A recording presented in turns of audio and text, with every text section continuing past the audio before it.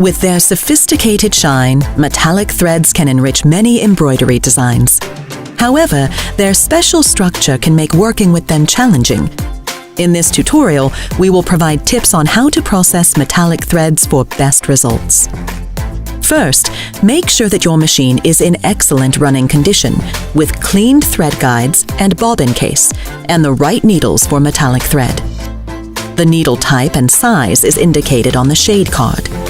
It is always worth changing the needle if the right size is not in the machine, and it's recommended to use a new one.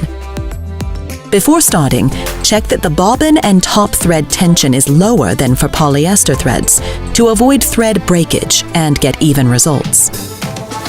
For best results, use an embroidery program punched for metallic threads with a reduced stitch density and set the machine speed to 650 to 750 stitches per minute. Due to their texture, metallic threads run best with designs that are not too dense and have no sharp angles. Find this and more videos at www.madeira.com/bestpractice.